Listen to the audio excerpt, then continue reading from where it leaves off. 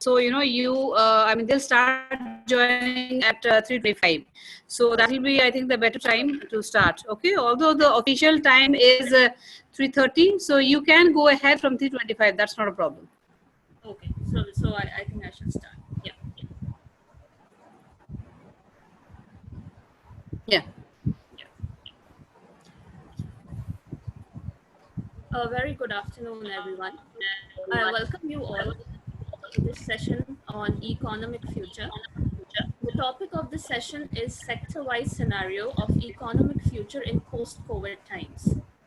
The COVID-19 pandemic has spread with an alarming speed, infecting millions and bringing economic activity to a standstill. So this topic is of immense importance. Our esteemed speakers in Olga Mamunova, Ms. Ellie Geniatekis, and Dr. Elena V Mozikina. I welcome them to the International Conference ICST 2020. Each of the speakers will be given 15 minutes for their deliberations. We would be taking up questions from the participants at the end of the session. Now, let me introduce the speakers briefly. Our first speaker is Ms. Olga Mamunova from Moscow, Russia.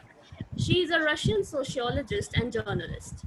Ms. Mamunova is a PhD in sociology from the Moscow State University, Russia, and an MPhil in sociology and healthcare from De Montfort University, UK. She is a member of international and European sociological associations, as well as the Russian Society of Sociologists. She has authored more than 60 scientific and popular science publications, including scientific monographs. So for several years, she has worked in scientific journals as a scientific editor for coming to market research, both online and offline, and the tourism industry. She's currently working in Bajonet Sales and Marketing Agency. Our second speaker, Ms. Ellie Geniatakis from Greece. She is the Director of Hospitality at Radisson Blue Beach Resort, Miletos, Crete, Greece. She is an experienced director of operations with a demonstrated history of working in the hospitality industry, skilled in catering, operations management, housekeeping, spa, and hospitality industry. She's a strong human resources professional with a Bachelor of Arts focused in hospitality and tourism management from Lion Institute of Higher Education. Our third speaker for this session is Dr. Elena V Mozikina from Kazakhstan. She's a practitioner and educator and has ample experience in a variety of different fields, like the banking sector, private and international business, trade, and bidding. For the last 16 years, her occupation is directly linked with the humanities and social science. She holds 2 doctoral degrees in Islamic studies and social philosophy.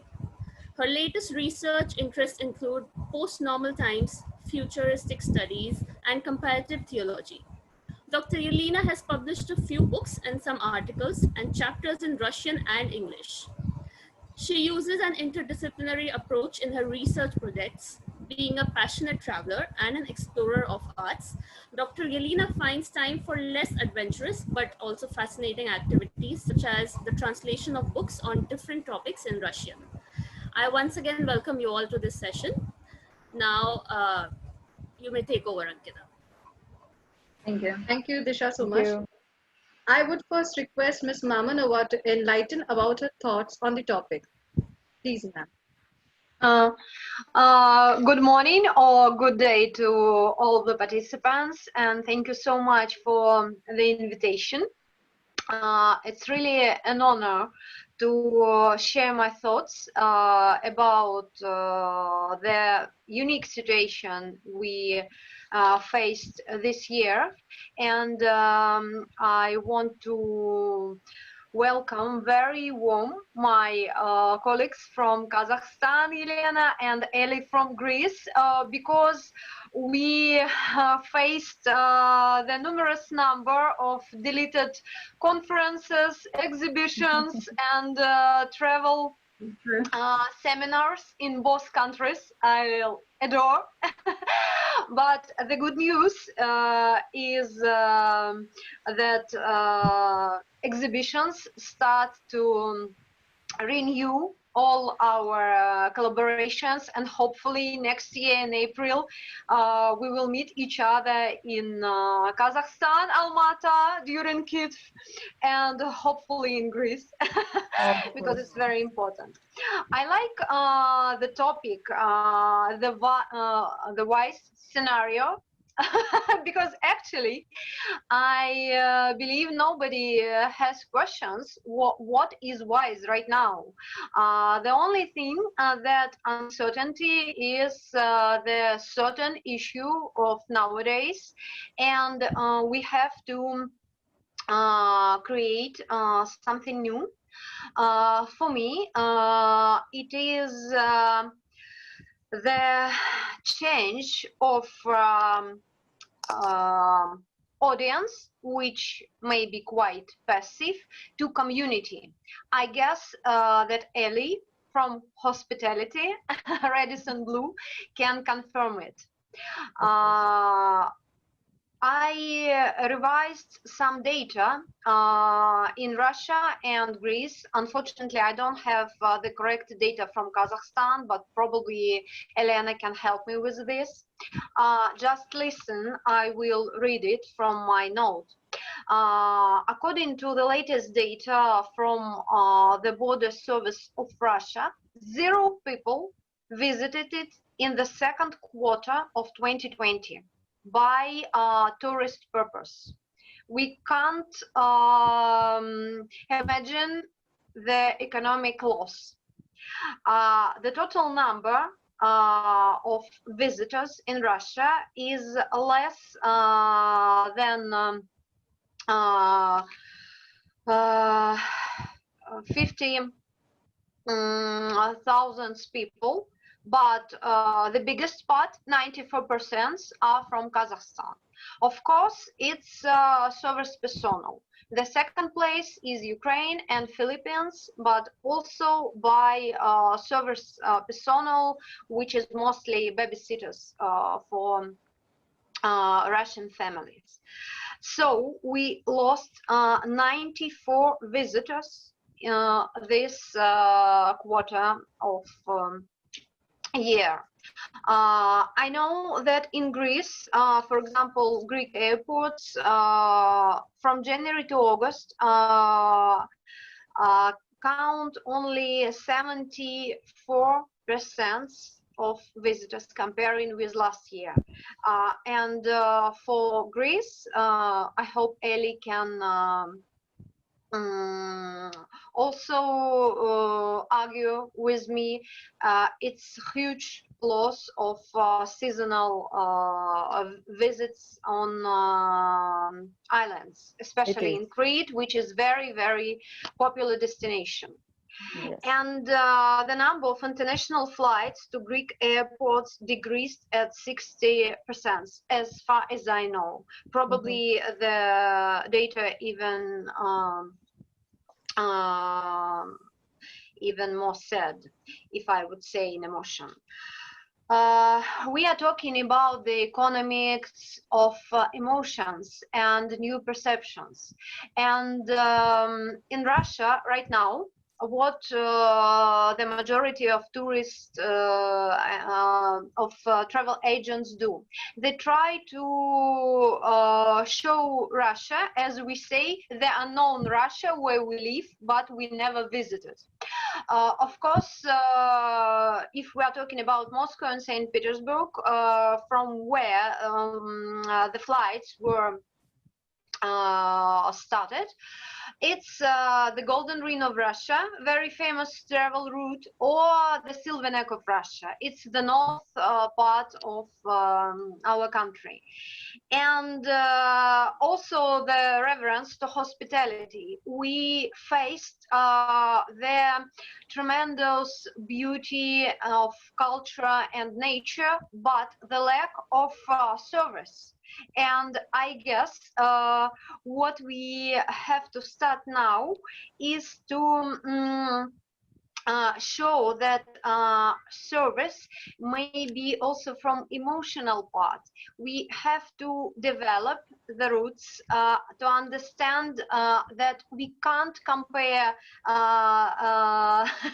Turkey, for example, which is very popular for Russia, or I don't know, Italy and Greece with our own country. You can find something new, and to develop your own identity. Unfortunately, I'm not able to show you some videos. I wanted to share some very, very small cities between Moscow and St. Petersburg from the air, because we have some issues from copyright, but it's the number of very small villages with local meals and crafts. You never know, but you will be happy to discover. And the main problems are tickets and of course overbooking. All you have to place in any country, but the only thing I see right now is to build the community, not only in social media, but also on the governmental level. And until the borders are open, try to be focused on your own country. I think it's the same in Greece and in Kazakhstan, because we read about, for example, Crete as a north destination, which is quite strange for us, for example, because not a lot of tourists use regular flights to Greece during the winter. I believe in Kazakhstan there are a lot of such places, especially in the mountains, and for example, oriented on ecological tourism or in aircrafts and spaceship, but of course it's not the average level of money. It's not Turkey and all inclusive, with all the respect to those tourists who love it. Well, for me, this post-global situation requires all new measures which are not only economical or social cultural but identical. And from identity I mean the new level of your personal views and your personal expectations. If you go to small Russian cities or small Greece villages, you will meet another type of relations.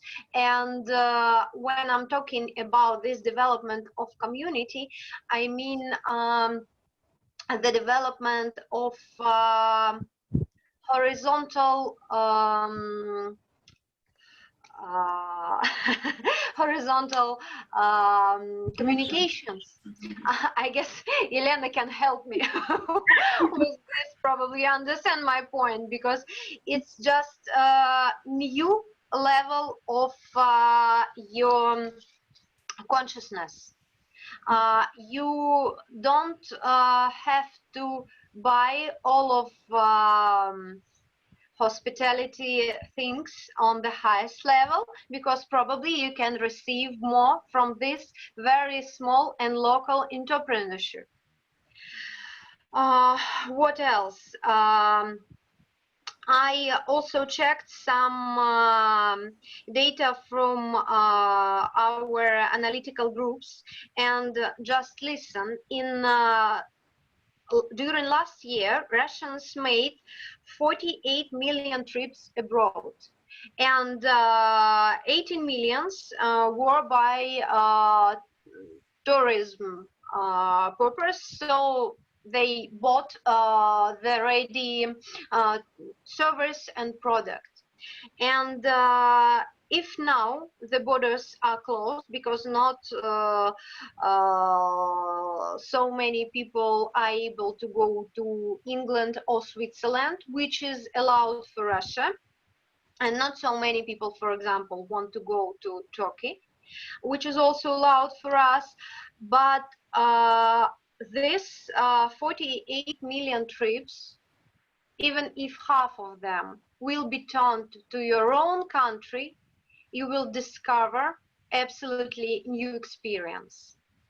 If I see other participants right now, I understand that I have to pass my word to another speaker. Am I right? Yes. Yeah. Concluding, I want to say that if you work in travel industry, you have always be ready to go to another level. You have to never stop and try to find new path in your own country or in closest. I'll be here for some questions and wish good presentation to my colleagues, Elena and Ellie, and thank you for being here in such unpleasant times of COVID. Thank you so much, Ms. Mamanova, for your insight. Now I request Ms. Jenia Takis to enlighten us about her thoughts on the topic. First of all, do you hear me? Yes. Perfect. I would also like to thank everybody for being here, and sometimes some unfortunate moments give us the chance to meet, while most probably we wouldn't have the chance to do it. So it's great to meet all of you, even through a screen. I hope we will be able to see each other soon as well. Olga, hopefully we will be able to see each other soon. My field of expertise is the operations in tourism and in hospitality. What does this mean? I mean, operations is about the guest experience. And my field of topic, so my specific topic will be called Rethinking Tourism and Culture. Why is that? Because this year, due to the coronavirus, we actually have to rethink tourism, and we have been into a situation which was not expected by any of us. So we have to realize that there's going to be a new normality, and this has to start from us and then go to our guest experience. So actually some specific facts about Greece and some statistics is that of course the economy this year is expected to be hit severely by the COVID-19, of course, pandemic. Right now the forecast gives a picture for Greece in 2020, and it says that the country's GDP is expected to contract by 9.7% this year, and its unemployment rate might reach almost 20% instead of 17.3% in 2019. However, the Commission, of course, says a rebound should be expected in 2021.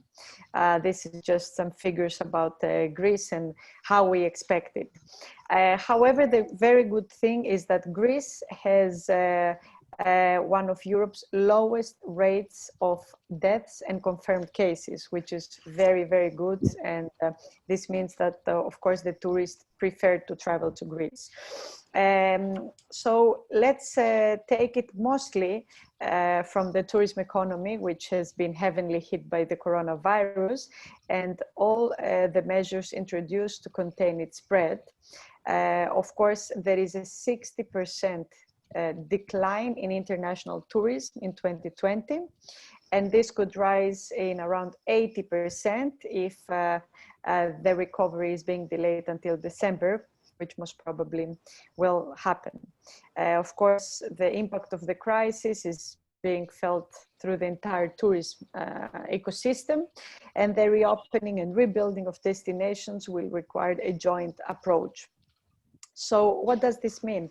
I think the most important thing is to actually see how the new restrictions in business are. Okay, so I have collected some notes that I'm sure we all see from our countries, from our cities, and from our sectors. So the new restrictions in businesses, and more specifically in the tourism business, is first of all the new protocols, which means that we all worked in a business, or we were freelancers or owners or stock holders. So the new protocols, they came literally out of the blue because this pandemic was not expected. It was very, very sudden. And now, as Olga knows already, we have to follow many protocols, which are different if you work in an independent business or in an international chain. This is very simple. It means that if you have your own business, your own hotel, apartment, of course, you may follow the rules the way you want. You can decide upon how to apply them. However, us working at the Radisson Blu Hotels, which is an international chain, we have to follow very strict rules, which sometimes are difficult because you will understand that it's easier to wear a mask in an air-conditioned hotel in Berlin than in Greece with 40 degrees outside at 2 o'clock in the afternoon. So of course, it's some things that are very, very difficult to apply. Same things that, for example, in order not to touch the things inside a guest room, we were said that no mini bars are allowed. So the mini bars inside the hotels need to be locked. However, if you arrive in a very hot country, as Greece or India or any other Mediterranean countries, it's very difficult not to have something to drink or something which is cooler. And all those things are very small, but they're the ones that make the difference, and they complete the guest experience. So of course, when you work in an international chain, all the rules that you have to follow are much more strict. And of course, they have to be followed by everyone. Then another thing is, of course, the social distancing. And this is another very important thing because now we're talking with women from different countries and different cultures. For example, in the Greek culture, when we meet our guests, we always have a personal contact. We hug them, we touch their hands, and this is something. Yes, I'm sure, Elena, you have the same. So this is something that is very difficult even for us because hospitality is about personal contact with the guest. Because the guests, after some years, they become your friends. And it's very difficult to welcome your guests and not being able to hug them or to give your hand or not to be able to see your smile. I think hospitality is about that. So that's another big challenge for us we have to deal. Then, of course, the restricted capacity. This is a big challenge for either airplanes, of course, cruise ships, hotels, restaurants, because we used to have, let's say, people next to each other or big tables. And right now we have to keep distances, which means that if a restaurant or a cruise ship or a bar is small, has a small size, this means that it has a very big economic loss because the guests cannot actually sit and enjoy their services. Then the other thing is the travel restrictions we have, and this is mostly in contact with the tour operators and the flights. So the thing is that since the quarantine started in Greece around March, April, this is the period that all the hotels start to open. Because Greece, around 80% of the hotels in Greece, they work only seasonally. They don't work 12 months. And the moment our hotels were about to start operating and having everything ready, then they said, no, you cannot open. There's not going to be flights. There's not going to be guests coming. There are going to be so many restrictions. So I believe that the next topic, which is called seasonality, is something very important. I don't know if you have it in other countries, if there are some seasonal businesses in India or in Kazakhstan or in Russia, and so much staff waiting to work for around 7 to 8 months per year. And now these months have decreased to almost 2 months, 2 to 3 months. And that's very difficult for each employee, very challenging for him. Then another important thing is the domino effect of all the other businesses that cooperate with hotels and tourism, because if you analyze it, many suppliers, which we had not thought before, or somebody who does not work in tourism has not thought, they're suffering due to the lack of tourists this year. So if it's a supplier, if it's somebody who supplies, let's say, food products and everything related to hotels or amenities, of course, they're not going to work this year. Then another thing in our agenda is the domestic tourism, which in Greece, it's not very strong because Greece is a country that attracts many, of course, foreign visitors and guests, because everybody wants to go to a Mediterranean place for holidays, into a place where there is sun, the sea, which means that in our case, the domestic tourism does not work very well. Of course, it might support some very small islands, which are also on a specific budget. However, Greece really depends on the foreign visitors, and this is something which gave us a very big restriction due to the cancellation of flights. Then another thing that affected is all the companies that started firing staff. And I'm talking, of course, about, let's say, an airplane company, about cruise ships, and the fact that all this COVID-19 situation found us really, it was a very sudden, because instead of having people in the front line supporting the guests and offering them a guest experience, all they needed is just people in call centers and answering phone calls, because everybody wanted and needed to cancel their tickets or their hotel bookings, which means that many companies were not prepared to have so many people just in call centers or working from home. Then the last thing is that we firstly have to fight the virus and also to fight the crisis. And we have to understand that both things are really and equally important, because first of all, it's a matter of health.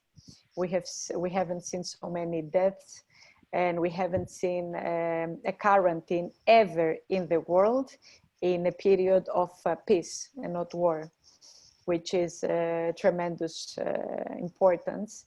And what we're trying to say is that we firstly have to be safe, to be careful, but also we need to be wealthy, and we need to have jobs, and we need to have employees and have teams.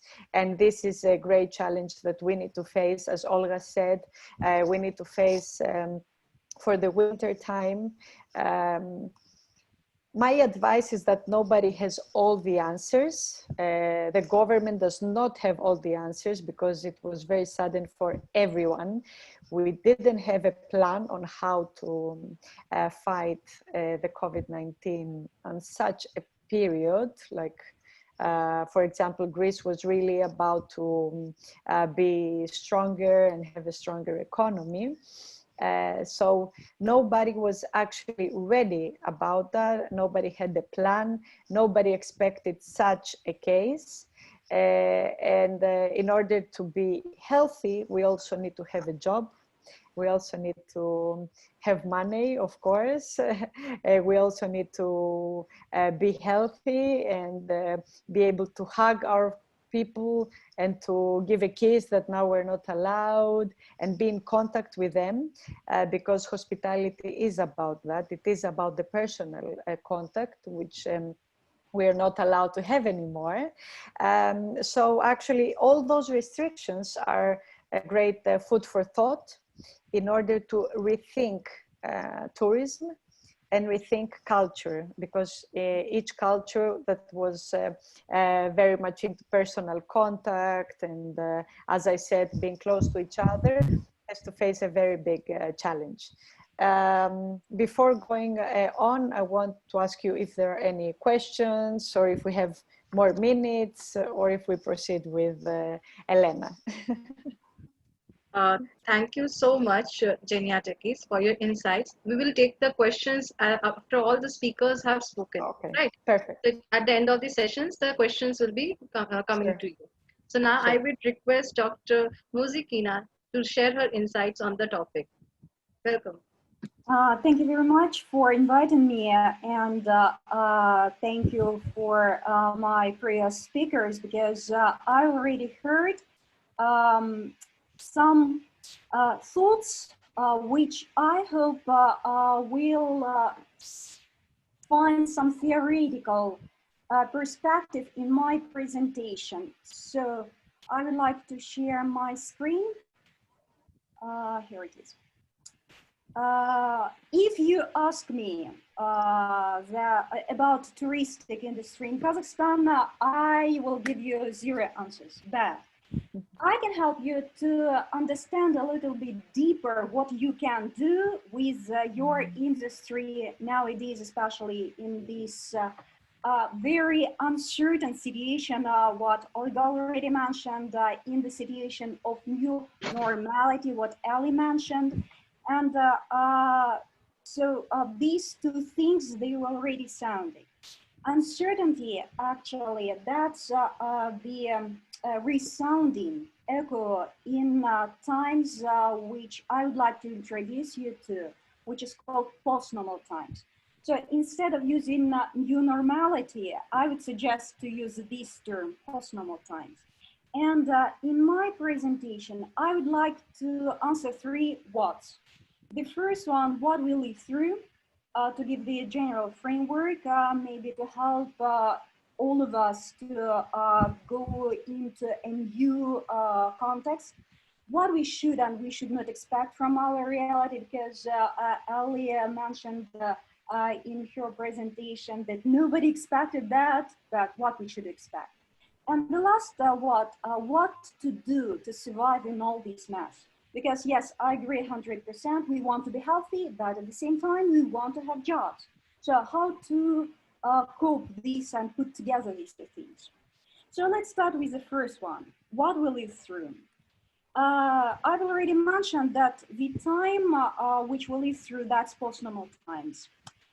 This is the theoretical framework which helps us to understand how changes, going through changes itself.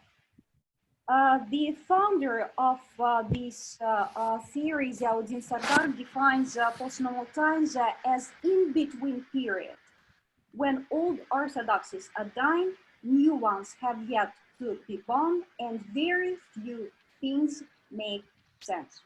So I think all of us would agree that that's exactly the definition of time we are living in. Post-normal times have 3 crucial characteristics, 3 C's: complexity, chaos, and contradiction. For example, when we are talking about complexity, this is the screenshot from the website of International Labour Organization, and you can read their statement on COVID-19 and the tourism sector. And you can see that this organization thinks that in order to combat somehow to get out of this situation, many actors should be involved, not only governments. And Ellie is 100% right that governments don't have answers. But employees, workers, all people, citizens, from ordinary common people up to high CEOs, all these people, they're involved. And complexity, we see how it goes on, many independent actors which are acting in their own way, and it hardly makes sense sometimes for us. When we are talking about chaos, again, this article was published by the International Center for Aviation, and at the middle of March, the organization already predicted that by the end of May, most of world airlines, which are closely related to touristic industry, will be bankrupt. Why? Because of very small thing, a virus. And that's how chaos starts in post-normal times. A very small thing can cause enormous changes, very chaotic change. When we are talking about contradictions, that's again another example that today actually article from BBC News about coronavirus, and again airlines are going to experience the worst year on the record. On the one hand, we see that airlines expected 35 billion profit, but in contrast to these expectations, because of this small thing, they're going to face a net loss of 84 billion. But it's not all characteristics of post-normal times. There are 4 S of post-normal times. That is speed, scope, scale, and simultaneity. And actually, COVID-19, in the context of which we are talking about, tourism economy of nowadays, that's the best illustration of these 4 S.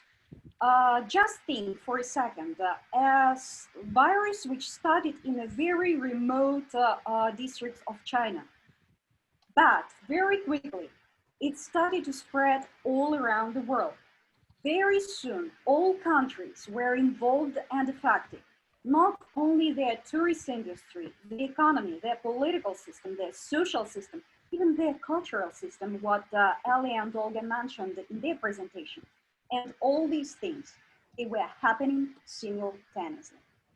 Today's article in The Economist has a subtitle, Aliens Among Us, and they're making lots of changes. So what should we expect and what we shouldn't expect in this reality of all of these things? We should expect uncertainty.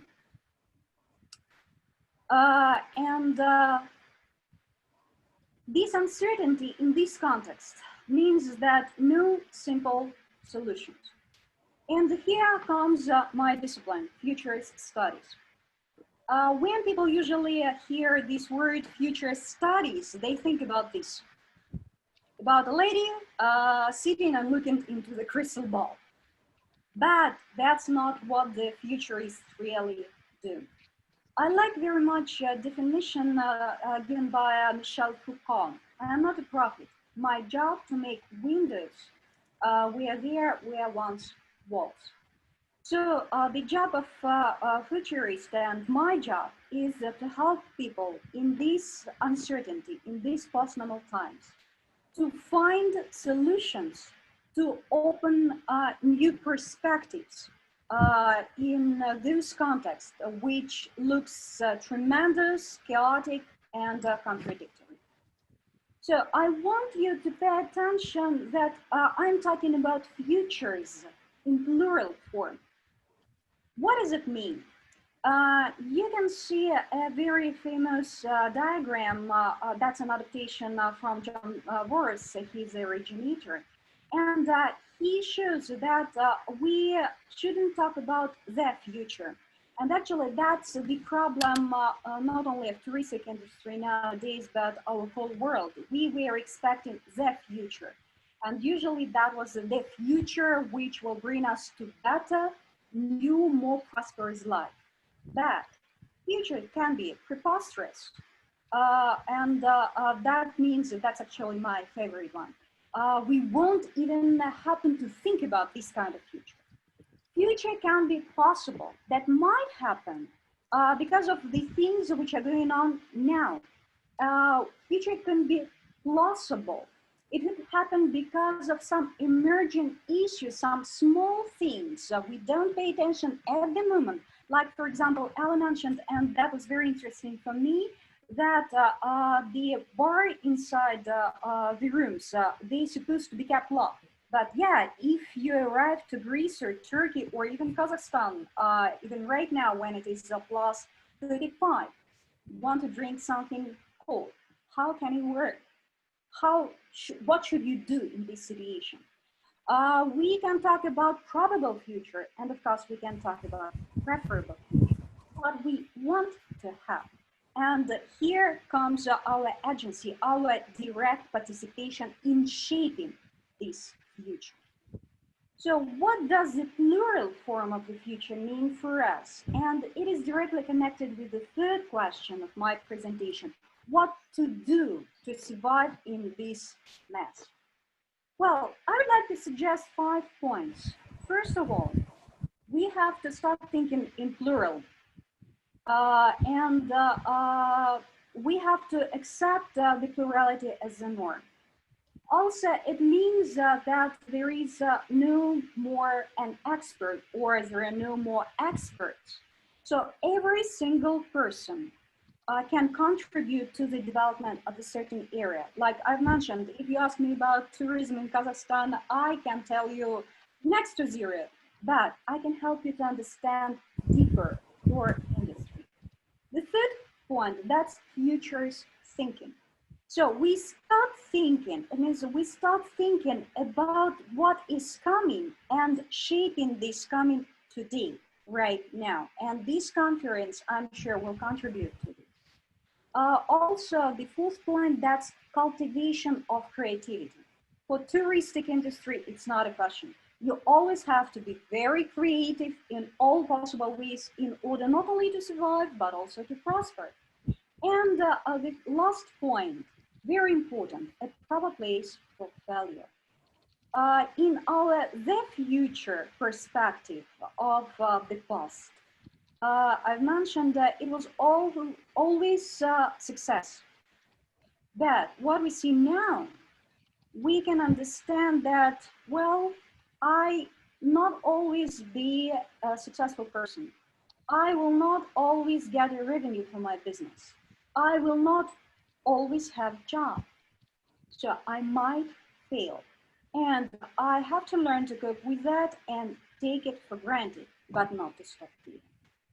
So to illustrate these things, I want to give you some practical example of one company which took seriously future studies and started to think about different futures and started practicing scenarios planning. So scenarios can be different, I should say. It's not only about good things, but planning for the futures, you have to think about some failures. And that's what actually happened in 2010. When the eruption of the volcano, that's the name of that volcano, don't ask me to name this thing that's enormous in Ireland, erupted. And that caused enormous problems to airlines and enormous problems to delivery services, to all major companies, except for one, DHL. DHL took scenarios planning for futures seriously. And even before 2010, they developed a scenario in case of this eruption, not exactly of this very volcano, but in case of failure of airlines deliveries.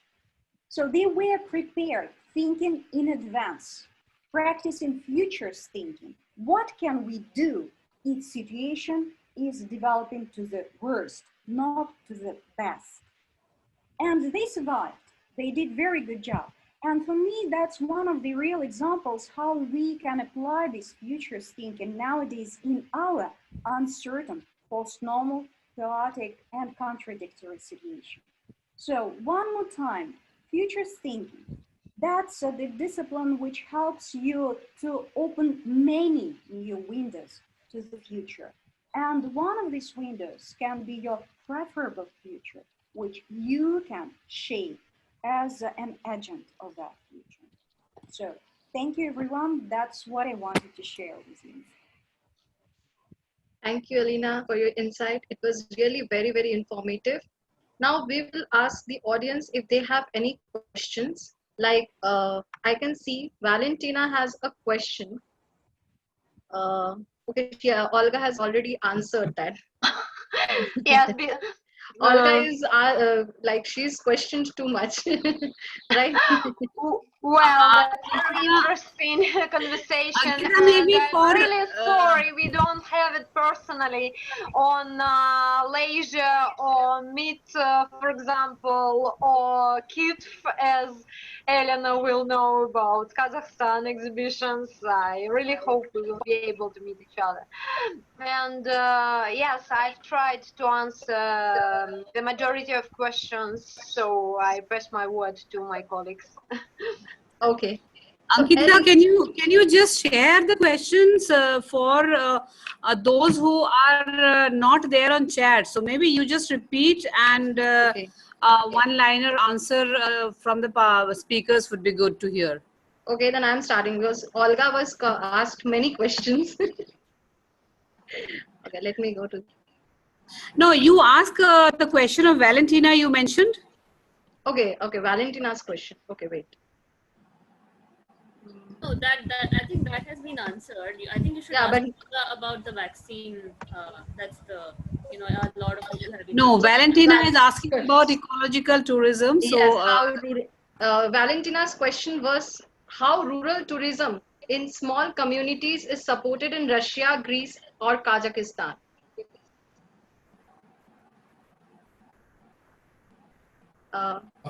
Ankita, come again. What's okay. the Okay, my voice was breaking, so I'm repeating it again.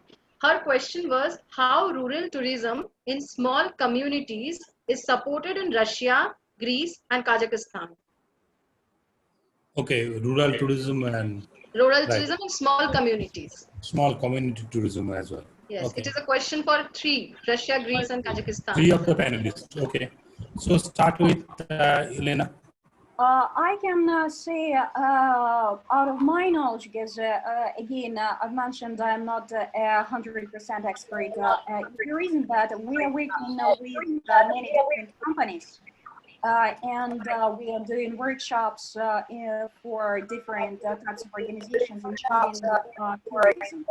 And our current partner is doing a project on the national level on the Atlas of Future Professions. So tourism is one of their to explore. So for rural tourism, at the moment, it's not the priority for Kazakhstan. So the program for the development of this field was announced 10 years ago. And many things we had done for the major sightseeings. Like the southern parts of Kazakhstan, like Shambulak and Jidea, the famous resorts, mountain resorts, and Olga probably knows that. But at the moment, with this situation, there is a new economic program to sponsor small initiatives, small starts up. So it's going on, and yeah, especially in the field of ecological tourism, Kazakhstan is doing to develop these things. That's my answer. If I may, to continue this topic, as I was very interested in ecological issues, if we are talking about ecological tourism, it's always controversial with business issues. So you have to divide the interests of ecology and environmental, comparing this business and so it's always the question. I'm not an expert in Kazakhstan, but in Russia, as you may know, there are more than 80 regions, and as I have typed previously, right now 12 of them are in red zone. But even without this division on red and yellow and green, all of these regions are very Sorry to different interrupt, Olga. in the Olga, one second. environmental beauties and their transport possibility. For example, if you compare Moscow and St. Petersburg, two capitals with far, far east, or mountains of Altai, or probably northern parts of Yakutia, the biggest problem during past centuries are the roads, as a lot of Russian classics write. So it's very good to discuss, but we have to start from the very beginning to build the road and to share the information. That's why I started with this term, from the passive audience to the active community. And I guess Ellie may continue this, because Redison Blue try always to create this community. Yeah, I think Ellie has to leave, so we would want Ellie to answer quickly. Yes, of course, of course. So actually, I was asked on the chat how the government supports the tourism employees. So actually, we're very happy because we recently received 72 billion from the European Union to our government, which this amount is in order to aid the post-pandemic recovery. And our Prime Minister, he restated a commitment to reforming a business-friendly agenda, which is about to fresh, an interest for foreign investors. Now, for this season, as I said, because most of our employees, they work seasonally, which have lost their jobs for this year, the government supports with two different ways. So actually, if an employee, I will give just an example, earns 1,000 euros as an example, the employer pays a percentage of the salary. The government pays another small percentage of the rest of the salary. There is a small decrease of the final salary, and then the government also pays the social security money. Then for all the employees who are not going to work this year, not at all, I mean, the industries they work in, they're not going to hire them, then the government offers them financial support. It's usually half of their salary. So it's a set amount, which is going to continue until October. October is the time where most of the seasonal hotels close, which means that the government supports them until the normal operation of the hotels. And then some of them, they will get another amount of money from November until April 2021, which is for all the people who are unemployed. It's a small amount, however, it supports them during the winter time. So this is the plan for our government. Well, and maybe a few more comments to come back to what I've mentioned in my presentation about the complexity of this industry. Also, the development of tourist industry and touristic sightseeing, it's a matter of trust of citizens to the government. I'm just recollecting the recent case in Kazakhstan with Kokjalau, a very famous and it was proclaimed by the Almaty authorities as the site of development. That special walking routes would be built there, special infrastructure would be built there. But instead of positive, this initiative caused a very negative reaction from the citizens because they thought that it would be involved with lots of corruption. Instead of improving the situation, especially ecological situation for that unique ecosystem, it would completely destroy. So the confrontation lasted for almost 2 years, and from the local level, it went up to the top governmental presidential level, and finally that initiative died. So Contra Leona, it's the wild nature, and it will stay like that. So ecological groups taking care of that, but not no any governmental organizations or initiatives. Okay, we have a question from Mir Abdul Sofik that he wants to know the scope of tourism, education, and research in the three countries. If Ellie, you can quickly give a short review on that. Sure. Can you repeat the question, please? He wants to know the scope of tourism, education, and research in the three countries. Well, in Greece, in general, you know, the research is a very important part. So right now, of course, the government really takes care of that. And as I said, it's a very good opportunity for us to start rethinking and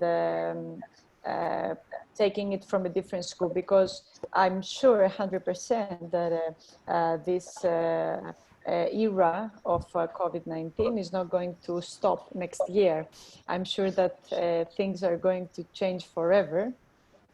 And all the people who start entering the market now, they're going to start with new rules, with a different kind of education in the tourism industry. And for sure, the tourism education needs to be adapted to all the new standards, because it's not something that will take place only for this season. For sure, it's going to continue no matter if we find the medicine against this virus. We're still going to have to change the tourism education. And this, of course, it has to be adopted by all the universities and everybody supporting the education in Greece. Okay, Ellie, he has a further question that is there any university offering post-graduation or PhD in tourism for English-speaking students? Yes, of course. He can look up mostly in Athens, the capital of Greece, the capital city of Greece. So he can check online for some universities for English speakers. There is not one in Crete yet. However, he can check online. Some are online and some they need a physical presence, but he can surely check on them. Okay. We have a question from Saurav Datta Gupta. He is asking you that is government giving any support to Airbnb? Well, for now, Airbnb gives support to the government instead of the other way around. Because what happened in March, April, and May, we had quarantine. We had many doctors and nurses working in hospitals, and since they were in contact with people who had COVID-19, what many owners of Airbnb houses did is that they offered complimentary their houses to doctors and nurses who were not allowed or did not want to go back home because, you know, they were all time with patients who had COVID-19. So for now, it's the other way around. I guess the same is in Italy, Yeah. because Italy was the most suffered region for a few And months. Spain, and Spain. Okay, we have a question for Yelena from Dr. Paritosh Nandi. How big is Kazakhstan tourism economy vis-a-vis research level tourism education? Well, so I should say that tourism is not the primary source of income for Kazakhstan. Only 1.6% coming from the sector to GDP. So that's almost next to nothing. But In 2019, one of UK consulting firms, Brand Finance, mentioned that Kazakhstan, starting 2019, was the Okay, I'm just interrupting you, Elena, for a minute. Ellie has to leave, so she's telling bye to everyone. So, bye, Ellie. It was nice Very meeting you. nice to meet you. Thank you so much that you, from your busy schedule, gave us so much time. Thank you so Thank you. much. Thank you. Really, the best wishes to Crete. Thank you, Olga. Mia says hi. I hope to see you soon, everybody. Very Yes, nice we- talking to you. Enjoy your day. Bye. Thank you. You too. You too. Bye.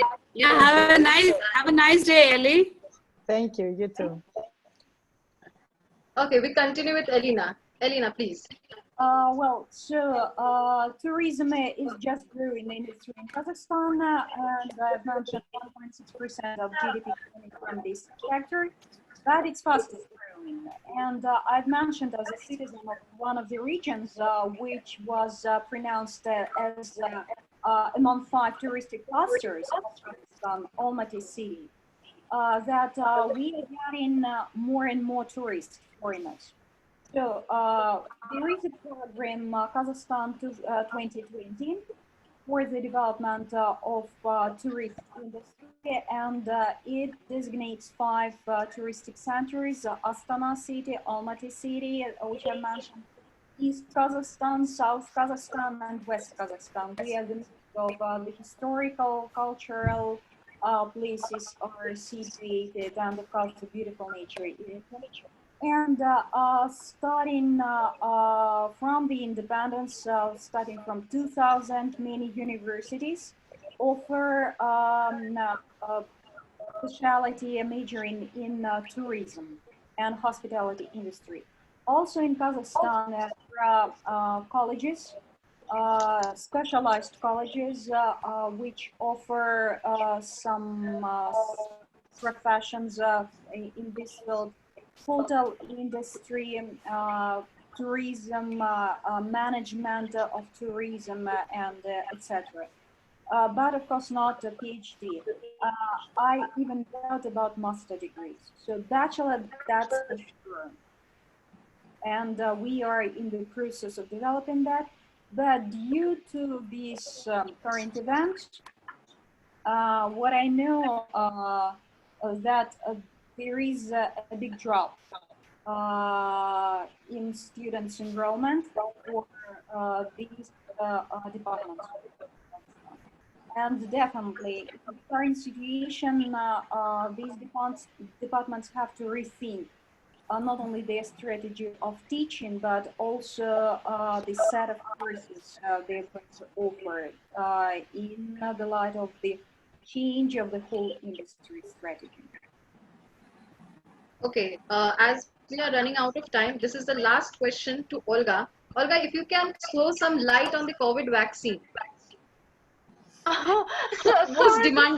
Most demanded question. I should say that Kazakhstan is the second country which applied for the registration of this vaccine after Russia.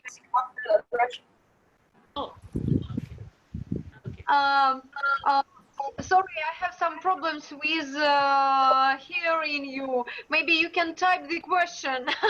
I can hear perfectly, Elena, but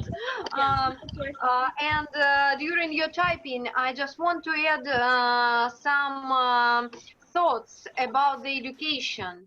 As Elena saying, no PhD, and it even sounds strange for us, unfortunately. You may find management or sociology or journalism, but not hospitality or tourism. And last year, during my work on the international tourism exhibition in Moscow, I tried to teach some students something, to show them the way of communication, the way of some empirical knowledge. And it's a huge as Elena say, lack of knowledge theoretical issues are not corresponding to empirical ones. Right. So if you want to get some information about what does it mean to be the travel agent or to rule the travel net, for example, you have to start from law department, for example, or just go to road tripping and to try to know some destinations and then get the knowledge. So in Russia, maybe as in Kazakhstan, we need to renew the way of teaching our future generations if they want to work Yeah. in travel Yeah, industry. Olga, sorry And to interrupt. about the vaccines, Yeah.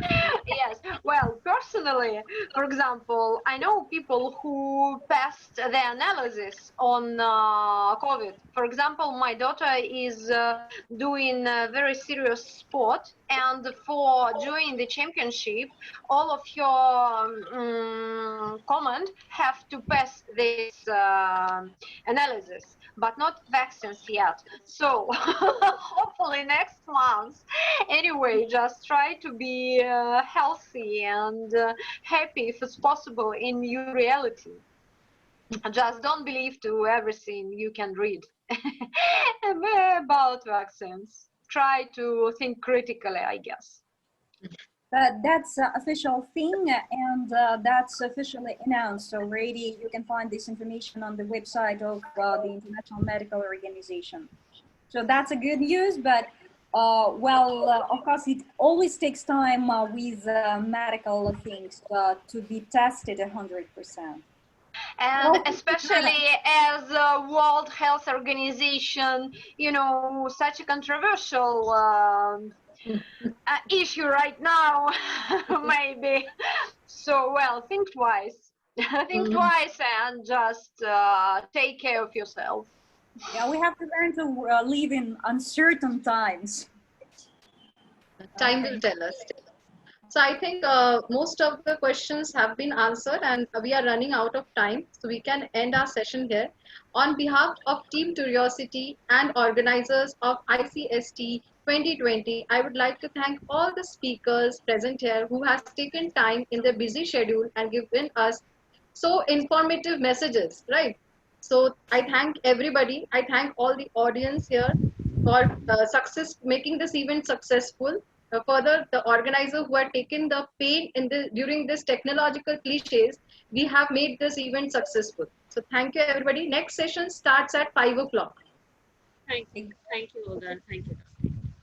So thanks, Olga and Yelena, and see you all again at 4:55. Thank you, dear Rupa, and all your team. I can't believe how hard it was in such new circumstances, but we will believe for personal contact on any exhibition, and the world will recover, I'm sure. Yeah, sure. And thanks to moderators Disha and Ankita. You did a good job. Thank you. Thank you.